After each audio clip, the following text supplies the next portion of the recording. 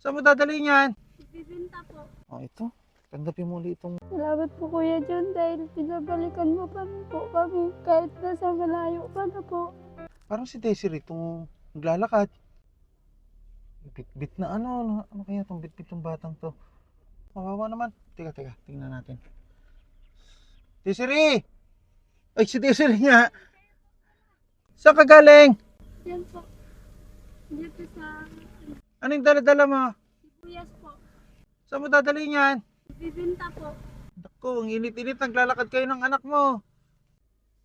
O, kamusta na kayo? Ito po Kuya John, napakahirap po ng buwan. Ito nga po, magbenta po ako ng sibuyas, pambili po ng bigas. Ay, tama-tama. Ay, salamat sa Diyos at nakita uli kita. Ha? Pupunta talaga ako sa inyo. Dali lang ha. Mababa lang ako. Payat-payat nyo, oh. Ano nangyari sa inyo? Kasakit po kami talaga mag-ina. Ay, na itong ano mo, tutulungan na kita. Ako, tama-tama, nakita kita uli. Para mabigyan uli kita ng pang ano mo ha, ng pambili nyo man lang ng bigas. Wala na ba kayong bigas? Ito, saan galing itong sibuyas mo? Pasan-pasan mo. Diyan po sa pinagsagrawan po namin, sinisimot po namin doon sa mga ginaharvest po nila. Yung mga natira. Opo, yung mga natira. Saan mo ito ibibenta? Diyan po sa baba. Kung pumayat kayo ng anak mo, ano nangyari sa inyo? Nagkasakit po kami, dalawang magnanay. Oo, nakapagpa-check up ba kayo? Wala po kasi, wala rin po kasi kaming pangbayad. Tsaka nagatiis lang po kami sa mga herbal po ng mga gamot. Eh ngayon, kamusta ng pakiramdam nyo? Okay naman po. Tapos buhat-buhat mo pa yung sibuyas. Opo. Bakit may bibenta yung sibuyas? Wala po kasi kaming bigas, pambigas po namin. Mga magkano kaya yan pag bibenta mo naman? Ipapakilo pa po namin. Init-init dito. Pero dahil sipag-sipag mo talaga, ano, gusto nyo mabuhay mag-ina. Opo. Ilang araw nyo pinagsagrawan o sinimot? Kalating araw lang po yun. Kalahating araw lang, basta mabilis ka rin, ano. Opo. Eh pero ngayon, marami pa ba kayo nakukuha? Marami pa rin po.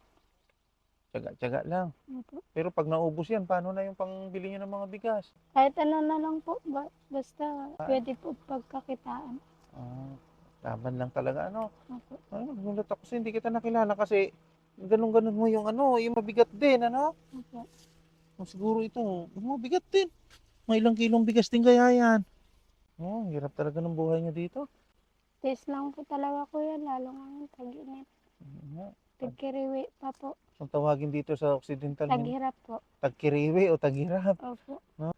Ay nako, hirap ng buhay. Ang payat mo. Saka yung anak mo talaga na ano ko sa inyo, naawa ako sa inyo. Ay hindi Siri, para naman ano, makauwi ka na. Ha? Bibigyan na lang kita ng pambili ng bigas mo ha. Yan po. Oh, ito. Tanggapin mo ulit itong perang Salamat po kuya.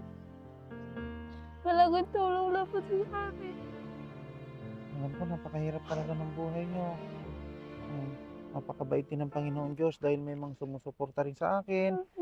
Sinishare-share ko rin yung mga perang kung may dumarating. Sinishare-share ko sa inyo yan para marami akong mapagbigyan. Hindi man ganun kalaki yung naibibigay ko sa inyo, pero kahit pa paano, meron kayong mga pambili ng bigas, ha? Oo. Alam ko naman na napakahirap ng buhay nyo rito.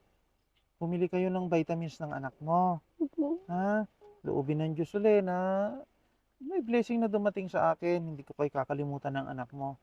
Kaya nagpapasalamat din ako sa mga sponsor ko na nagbibigay sa akin para ipagpatuloy itong ganitong mga gawain na pagtulong sa ating... Maraming salamat po. Malaking tulong na po sa amin. Pabili po ng bigas at mga namin. Tsaka vitamins po na anak ko. Salamat po Kuya John dahil pinabalikan mo pa rin po kami kahit nasa malayo pa na po. Iisip ko rin kasi kayo kasi alam ko ang hirap ng buhay ngayon. Kumbaga yung nararanasan nyo, naranasan ko rin dati yan. Kaya nararamdaman ko kayo na talagang napakahirap maging mahirap. Kaya si Kuya John nyo, kahit sa simpleng bagay, nagbibigay ako at binabalikan ko kayo. Basta laban lang kayo sa hirap ng buhay, ha? Oo. Sige, isabay ko na kayo ng anak mo, ha? Oo, para hindi mo nabuhatin itong itong sibuyas mo, ha? Mabigat din ito.